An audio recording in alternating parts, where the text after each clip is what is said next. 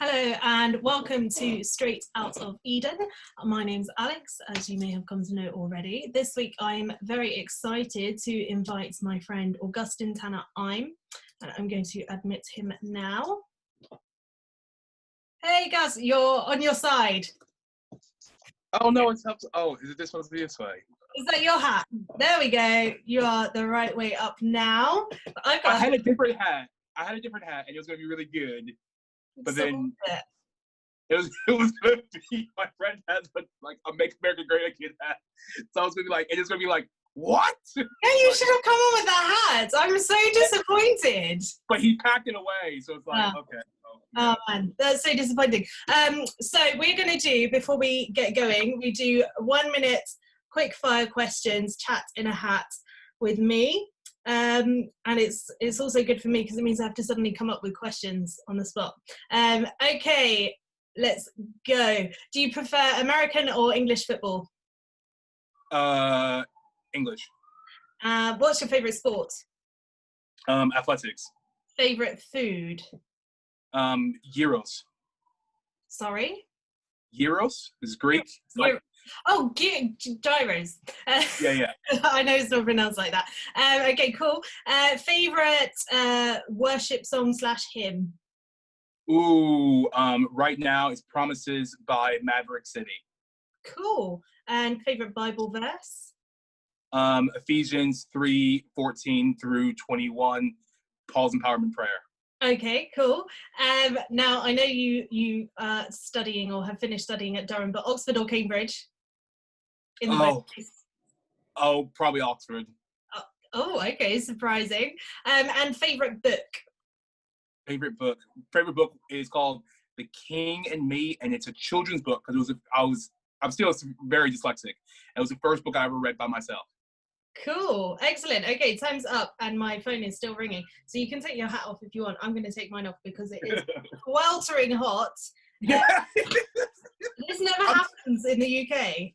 I'm officially British because it was a heat wave during my placement. It was really bad. But now, obviously, it's never this hot up north. Yeah. And I'm just always sticky, and I just want to take several showers. It's so yeah. This weather, this is something new. So Gus, I think I haven't seen you for about 4 years, maybe 4 years, maybe. Probably. Because it was back when you were in the discernment process. But do you want to give yourself a quick introduction, say what you've been up to for the past few years? Yeah, of course. So Augustine, and I am currently, still an ordinand at Cranmer Hall, St. John's College, Durham. And I'm doing a master's right now, but I'm from Chicago, and I've lived in Liverpool, and Rumford, and Poole, Romford. Yeah, Poole and Dorset. And then I went to go work for the Church of Sweden for a couple months, and then I came to Durham. So I've been a missionary, a teacher, and a preacher. So yeah. Wow. And you're obviously quite a gifted preacher, because last night you were the Church Times second ever Theology Slam winner. So congratulations, well done. Thank you. How did it feel? Yeah, it felt two things. It felt really good. It felt really good to win, and it felt really good to be affirmed by a church that often I don't feel very affirmed by. Yeah. So that was really great. But also, if I'm being brutally honest, it was nice to get it done because of COVID. It was supposed to be in March, but because of COVID, it was virtual. So that's obviously a couple more months later. So obviously I'm a master's student, so I have a lot of work to do at Durham. So it was kind of like, oh, this is nice, it's over. And actually, we get to just enjoy the evening instead of having to do it. So in some ways, it was quite nice. And I completely forgot the speech now. So I hope they're gonna probably ask me to do it again. I'll have to memorize it all over, but it won't be judged this time. So yeah. No, it was really good, really good. And really interesting you speak about COVID, and this year has been kind of turbulent for everybody, but also very, it must be giving you some form of anxiety, because not just not knowing where you are in your local community and what you can do. But even as somebody who has moved over from America, not knowing what your next steps are, and of course you've had some quite public attention around what's gone on in terms of your next steps after finishing your training. So do you just want to talk a little bit about the kind of disorientation that you might have experienced, and just how sucky that all is at once? Yeah, it's been quite overwhelming, if I'm honest. It's been overwhelming with COVID, because everyone's like, oh, I was going to go home and see my family, and I get to see my family. But I talked to my family about going home, and we decided it's better for me to stay here because I don't have health insurance in America. So if I got sick or got COVID especially, then I would maybe go bankrupt. So and that would not be a very good thing to start off anything. So so I decided to stay here in the UK. But it does mean being really far away from my family during the global pandemic, which is really, really tough. In regards to curacy, I have been applying to different curacies around the country, and most of them have been turned down because of finances, due to just the way 2020 is, but also now because of COVID. So that's been really hard. But one diocese in particular is public now, St. Albans, rejected me based upon they think I was going to be uncomfortable being in a white working class parish. And that was really, really painful. I think the most pain of it was I talked to a couple of friends about it, and even my theological institution, and they were just kind of like, oh, maybe you're being overly dramatic, maybe you're taking it out of context. And then I think it took them to the whole country to be like, this is really bad. For them to go, I apologize. I wasn't a good friend. I didn't do that well enough. So so really, I think quite fascinating, but also, people assume that because all this stuff is very public, the Church of England's like contacting me, bishops are contacting me saying, hey, we'll find a curacy for you, but that actually isn't true. So people are like, oh, every bishop's like, oh, let me try to help you, but actually that hasn't been true. Not a single bishop has actually directly contacted me. They have my number. I'm pretty sure the Church of England has my number. Yeah. They have my address. They have my bank details as well. So I think I think that's been quite difficult. I think that if it wasn't for COVID, being in theological college while everyone is praying for people for their curacies and families leaving and stuff like that, and I have to see it, that would be a lot more hard. That would be a lot more painful.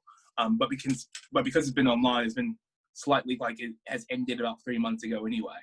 Right. So But how have you managed to kind of cope spiritually? Because I mean, I'm in my final year of curacy, so I'm now at the point where I'm looking for next steps and my first post, and I'm in this already frustrated place of, well, everything's delayed because of COVID. I feel like sometimes the posts that I apply to as a woman are, I'm being looked at on a piece of paper as a young woman, and they're going, yeah, no, not a chance. And so I get really disheartened by that. I can't begin to imagine how frustrating it must be for you. And I just know that my spirituality and my faith took a big hit in the last few months with COVID, and just thinking, I've no idea where you want me to start. I have no idea what direction I should be turning in right now. So I just wondered, have you felt the same kind of disheartening feeling with your faith, and how do you manage that? Yeah, Alex, it's really interesting because I don't think at all that I have I don't necessarily think I have, what St. Paul talks about, the gift of faith. I think people are so faith. Some people just have the gift of supernatural faith. But I will say, I have a very low view of humanity and a very high view of God. So in that sense, a lot of things, what happens, I go, people are bad. Okay. So that's how I can somehow deal with it. So a lot of things that has happened to me, and that hasn't shaken my faith, but it has shaken my trust in the church. Yeah. So I think that has been quite difficult. I think one thing that's been helpful for me is part of my cultural heritage is gospel music.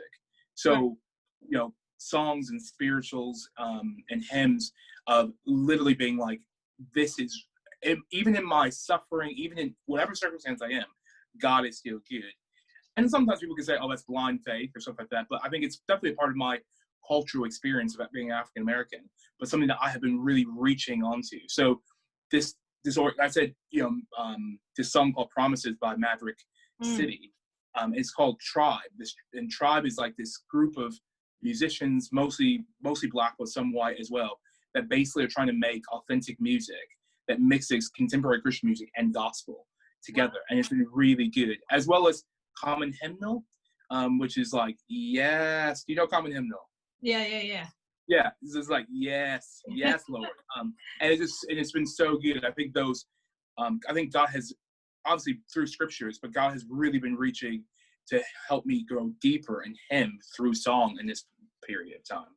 Okay, that's really interesting. I like that. And I was just glancing down at you said your favorite Bible verses are from Ephesians 3:14 onwards, and I just think that nice idea about every family in heaven and on earth takes its name, and just that sense that in music, all of a sudden you're kind of united beyond what you look like, because you've got your earthly family and your heavenly family being brought together in that prayer, and music is a great way of bringing people together, so that's really cool.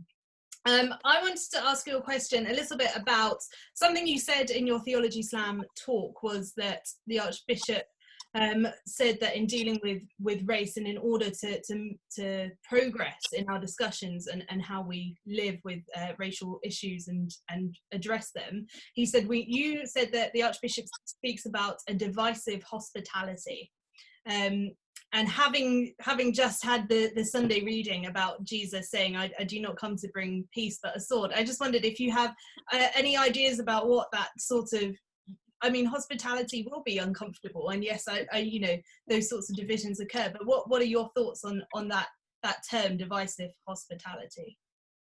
Yeah, I think to me, I think that divisive hospitality means a hospitality that's not of this earth. It really is radical and inclusive, and that hospitality is the type of hospitality that pisses people off. Absolutely. I really think it is, and I think that it's so God, it's so beautiful, it's so gospel, it's so Jesus, because it's radical and it's inclusive, and it flips the tables of injustice. Yeah. And I think that's what that radical hospitality is. One thing that really hit me a couple years ago when I was it was between Liverpool and Romford when I was working, and I was attending a Methodist church in Chicago, and I was a liturgist. So in Methodist, it's like kind of like a reader, and I was leading a service. And one thing that we always said is we're bold, we're relevant, and we're inclusive. And those are three things that our church would say every week. And I said that, and as I was on the train in Chicago going home, there was a homeless man that was really smelly, and he was next to me. Everyone else in the cultural context would be to sit somewhere else, because you don't want to sit next, because he smelled like urine. And then I was like, oh, I'll really sit with someone else. And then I go, wait a minute. First of all, I just talked about being bold for the gospel of Jesus Christ, being relevant, saying our faith is not just on Sunday, but every day. And then we're inclusive of every single person because they're made in the image of God. Therefore, I have to then live that out, because that is the gospel principle that we're supposed to live out. So therefore, I need to sit there and I need to engage with him, because he is the imago Dei, the image of God. That's, yeah, and it is a courageous thing to kind of embody that inclusion and inhabit that inclusion.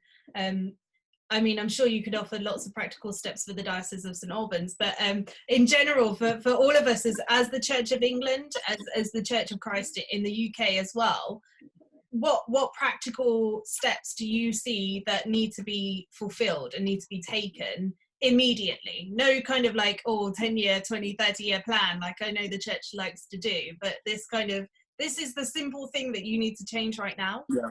What do you think that is? Alex, our house is on fire. Yeah. And our house is on fire, and there's no need to get a sprinkler and put some sprinkles on it. That's what the church has historically done. What we need to do in the first place is not make sure that our house doesn't catch on fire in the first place. And I think that would be positive action. So I don't like the idea of positive discrimination. I think that sounds absolutely terrible. And also I think that is not gospel language, but I think positive action is something. So I think, one thing the Church of England does with every theological education institution, every TEI, is there needs to be a woman who is a priest, like ordained priest, who's on staff at every single TEI in the country. Otherwise, you can't be a TEI. Why don't they have the same thing for Bang? So that's a massive question, and I think that's something that we can do. I think that we need to look like the country that we reside in leadership. And I said in an interview, I think with the BBC, I said, people are like, oh, so are you saying that we should just have diversity quotas? And I'm like, this is the thing. This is what separates us from the world, I think, as kingdom people, as Christians in radical discipleship. We are not trying to do things to emulate the world. We're trying to do things to emulate the kingdom. Yeah. And that Revelation 11 scene that we see, that's what our eyes should be looking at. Our eyes should be looking at Revelation, not on Genesis, but on Revelation, because it starts in a monochrome white.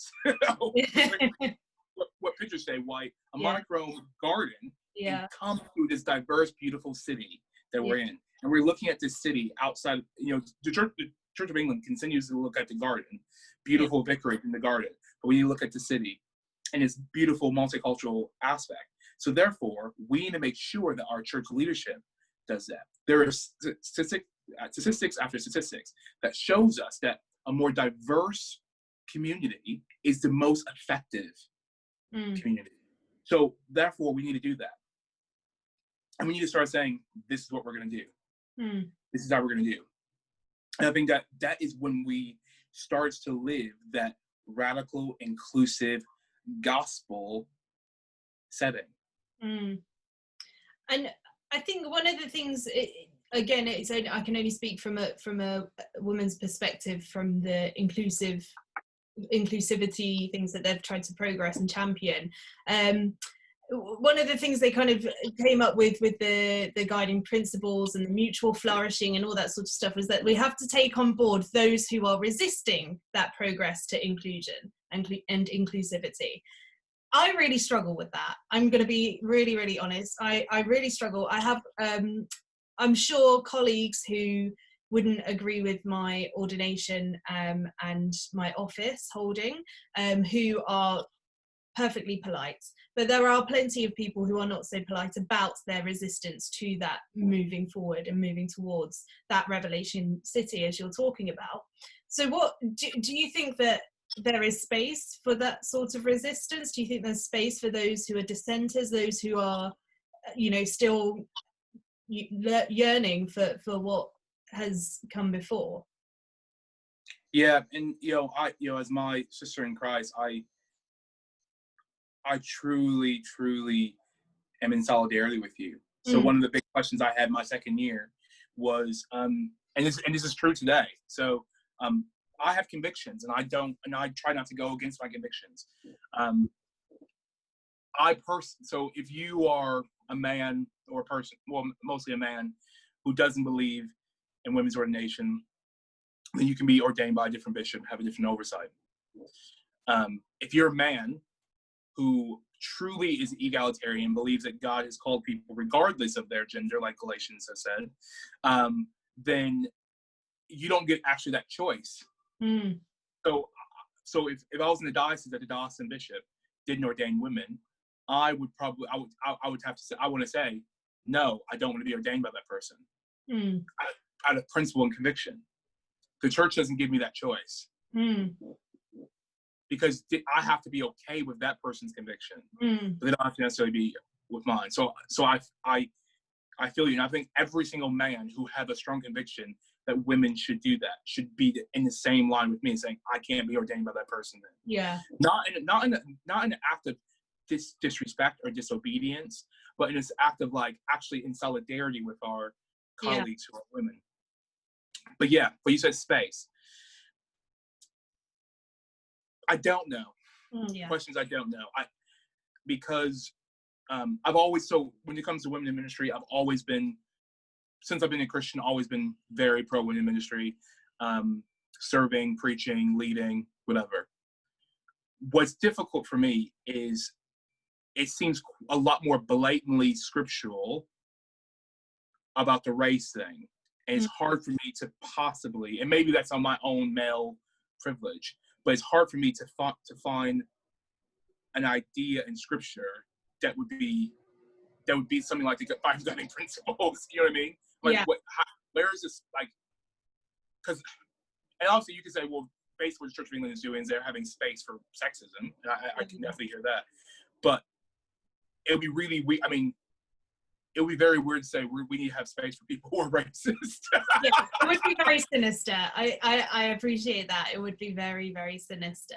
But I think it could, I worry that it will sneak in more covert ways, in the sense that people will accuse the church of having a quota. They'll say that person only got selected for training or posted because of their ethnicity.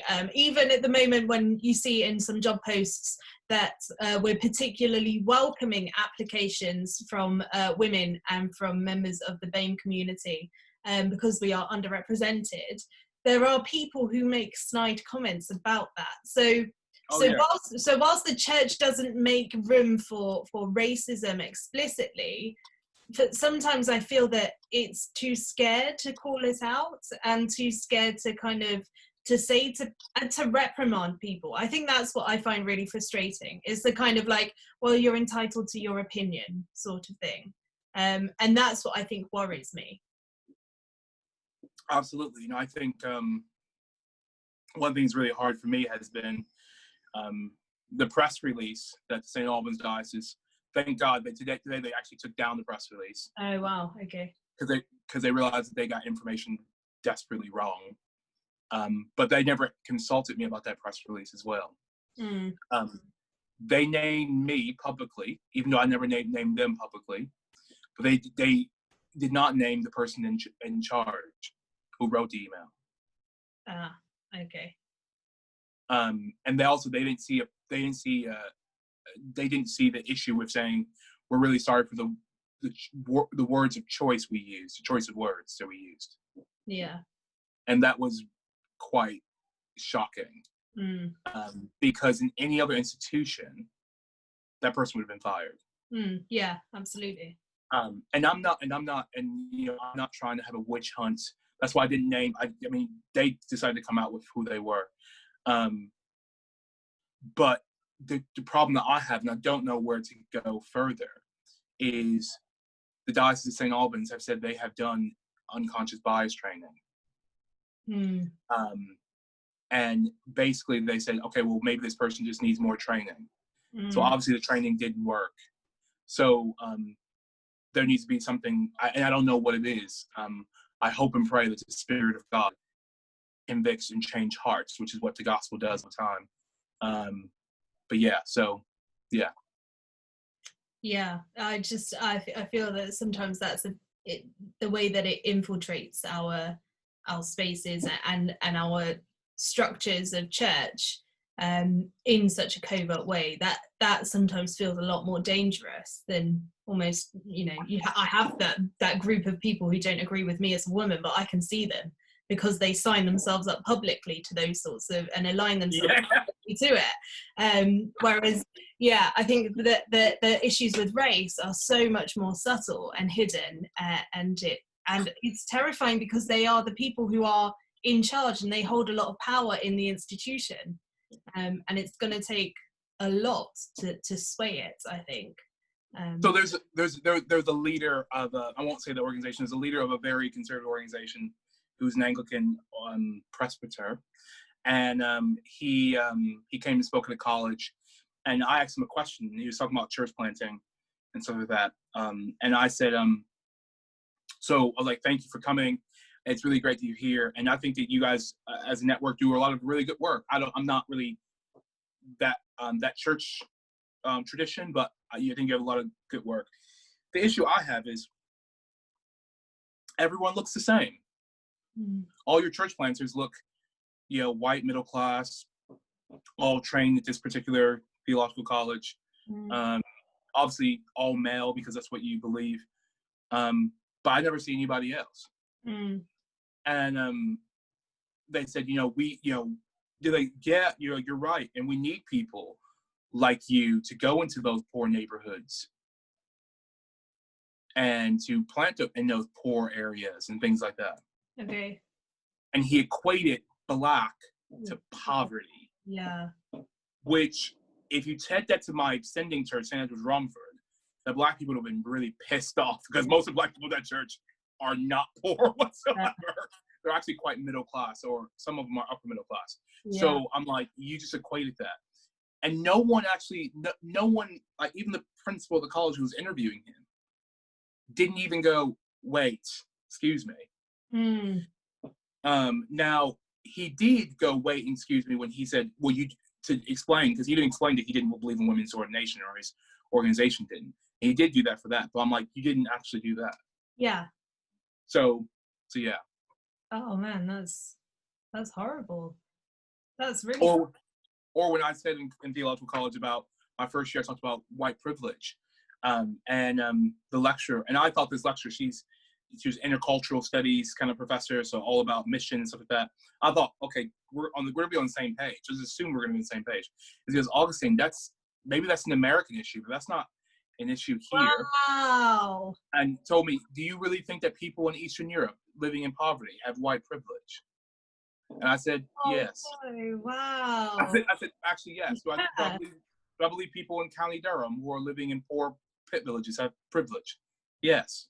Just how me being a cis man has privilege, regardless of what socioeconomic background I have. So, yeah. And I remember just being like, I can't believe that. Yeah. Oh man, that is frustrating. It's quite interesting because I think a lot of what's going on at the moment and the conversations that have been coming out, not only from the result of of George Floyd's death, but in the church, you also have been very much a catalyst for conversations now going on. Yeah. I think it's great. I think it's so needed, and it was so overdue anyway to have those conversations. But also tragic that these are, that people are being hurt and killed before these conversations are had. And it was really interesting, the conversations coming out now about white privilege. And the discussions I've had with some colleagues and peers who say, we need to change the terminology, it gets people's backs up and all this sorts of stuff. And then I was having a conversation on this podcast last week with a friend who spoke about, we need to make sure that the gospel is relevant and doesn't get people's backs up. If I come and say I want to go out evangelizing, people feel uncomfortable. And I said, we've become this world where everything has to be palatable. And who are you making things palatable for? You are still making things palatable for the white man or the white middle class. And what's that about? These things were never intended. The gospel was never intended to be palatable and nice and comfortable. And the issues around race, and because it's holding up a mirror to the world, are never going to be comfortable and palatable. So I think, these conversations about white privilege, yes, they will make people uncomfortable, and yes, they'll make them squirm, and absolutely keep going, because that's the gospel in a sense. I think it's one thing that's really funny is, this idea of like comfort and faith, and people just like, I want to be comfortable, and it's like, have you read this Christian scriptures? It's all about discomfort all the time. I'm pretty sure walking in the desert for 40 years was not comfortable. Yeah.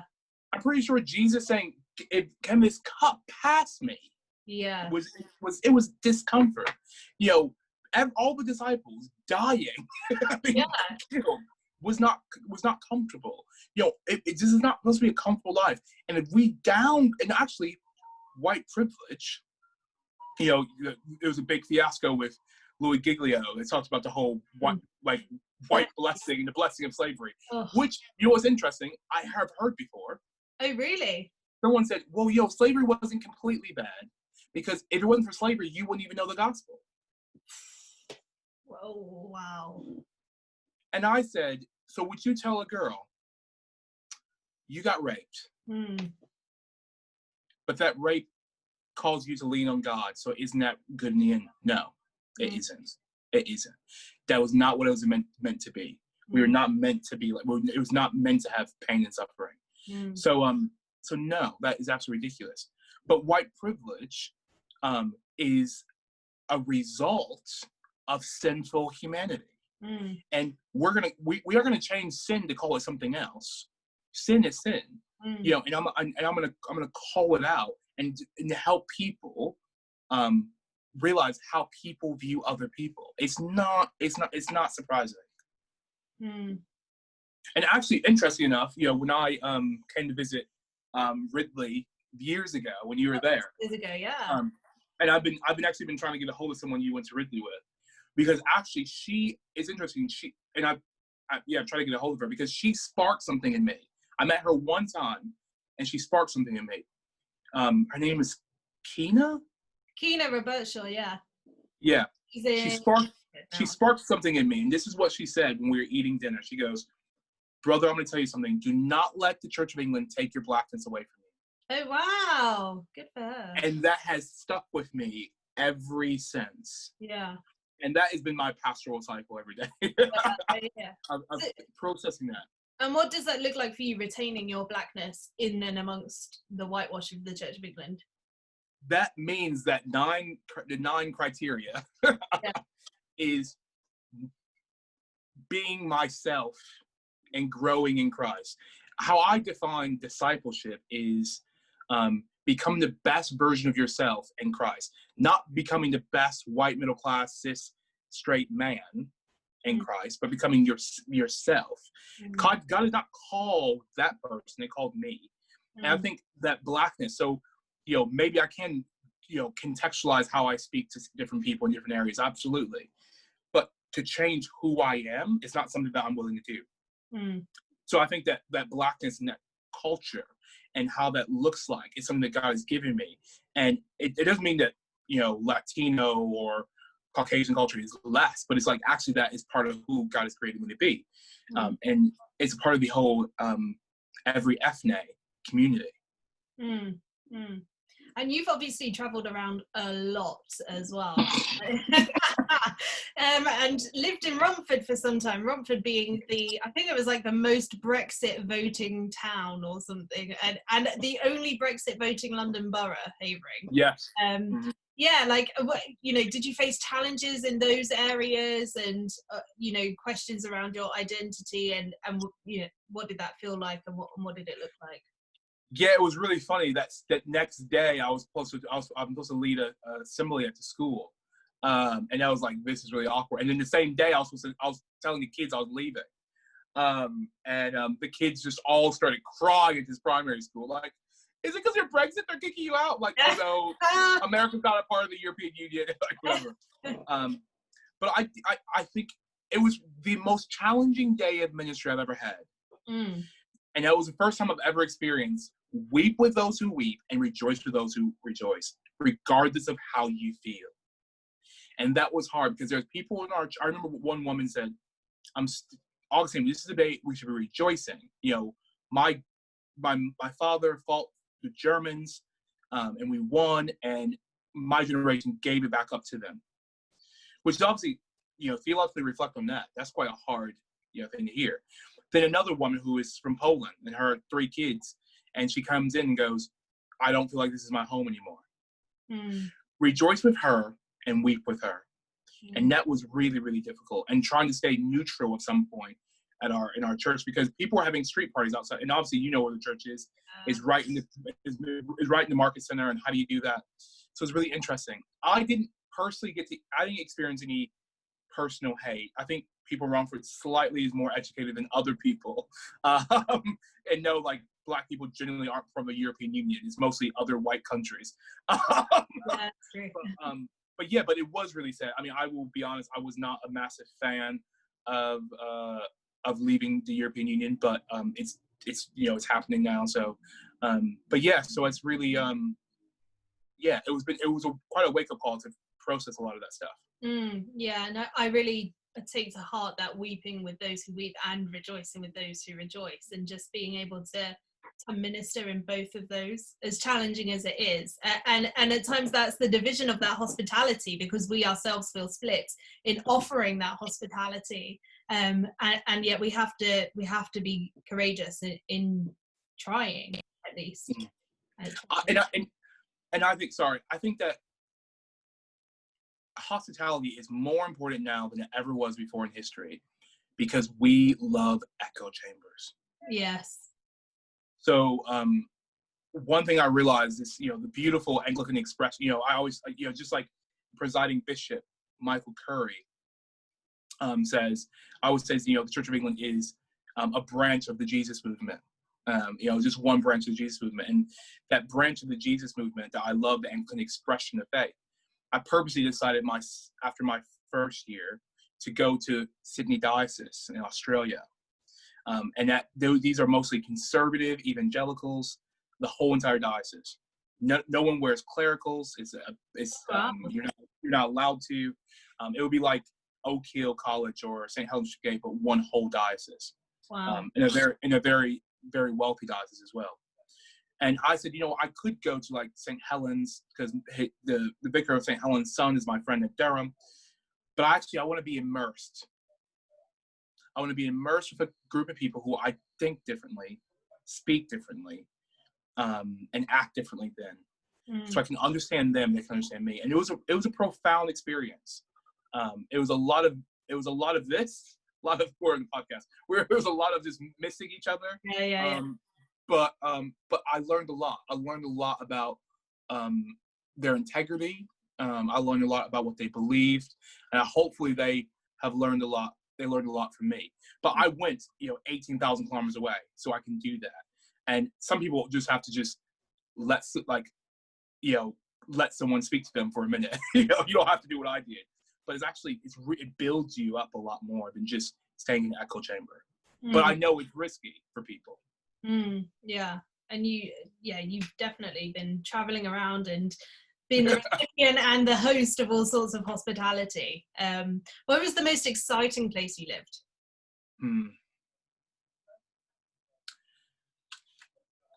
I have to do two, and you can do it. Okay.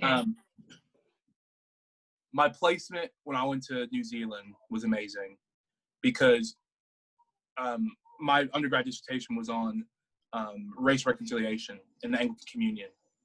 And I learned what the Church of England can most learn about racism and how to do things is through New Zealand. If you look at their model of how they do things, it works really well, I think, personally. And it's doesn't subvert power, but allows people, the minority groups, to have power and influence equally. You can look into it. It's quite interesting how it's modeled, but it's really great. But I would say the other place was Sweden, the Church of Sweden. When I was in Sweden is when I got a heart for refugees. Yeah. The Chelmsford Diocese is somewhat close to, refugee camps in France. And I always want to go to Calais, stuff like that, but I didn't get a chance to. And when I went to Sweden, I had to work with refugees, mostly because they knew English and not Swedish. And that was something that's a ministry I never thought I would do. Yeah. And then I came to Durham, and the first church I was at was refugees. The second church I was at, refugees. The third church I was at, refugees. So for the last 4 years, I've been working with refugees. And this is something that God just just gave me. This is not like I've been searching for. And every year I'm like, oh, that was nice, and go on. And I became the leader of Durham for Refugees, and just like all this stuff, and has raised about £50,000 in the last 3 years for refugee projects. And that's been amazing to experience that, to experience what the Church of Sweden is doing, experience what the government's doing, and experience what the Lord is ultimately doing with bringing people to himself, and also providing justice and peace to people who are marginalized. That's really interesting. So Sweden and New Zealand were very different climates, I guess. Also really interesting interesting to hear about you speaking about refugee ministry and how God suddenly you found yourself in that kind of in the midst of it.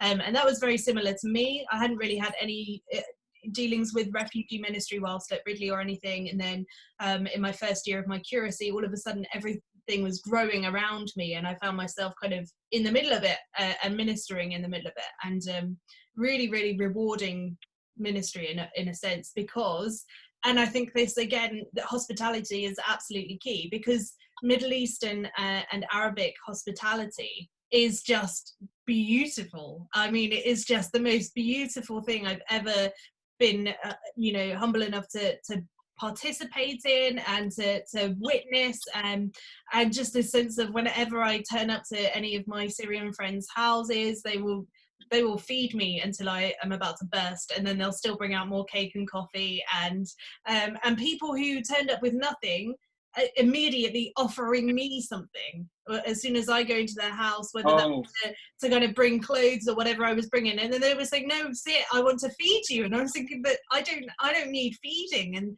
but they won't have it because you are there and you're in their house, and I just that's the beauty of Middle Eastern hospitality. And the hospitality that Jesus would have been a part of, right? Exactly. It's just insane to just kind of be caught up in that. And I think, really feeling God all of a sudden moving very powerfully around me in all of those things. So I can really see why that the church in Sweden would be fulfilling as a place to be. Do you think you'll ever go back? Yeah, absolutely. I've gone back a couple of times, and to be honest, I think if church thing doesn't work out, then I'll just go to Svenska kyrkan anyway. So I know a little Swedish anyway. So they offered me a post before I was ordinated on my way to theological college, and I was like, but I'm like, God called me to Church of England. So so we'll see. Oh, nice. Well, it's been glorious to talk to you.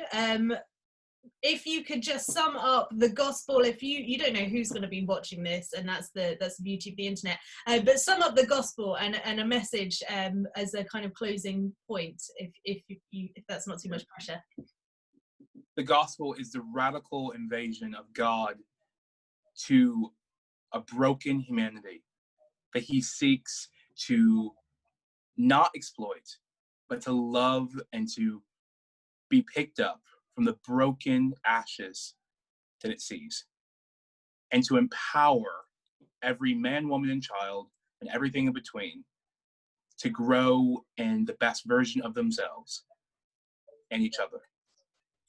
Wow, that's beautiful. Absolutely beautiful. Thank you, Augustine. It's been a delight to talk to you. And I do wish you all the best with everything that comes next. And I hope that God draws near to you, that things will be fruitful, and that you just get to adventure and bring so much delight as you do to everybody around you. So good luck, all the best, and we'll be praying for you. Thank you, and watch out for me on Songs of Praise. Oh, you can be up on there. Excellent. All right, you and I are about to have a chat. But so everybody else, thank you very much. Tune in soon with our guests, whoever they may be. You never know who's on from week to week. But this has been great, and chat to you guys soon.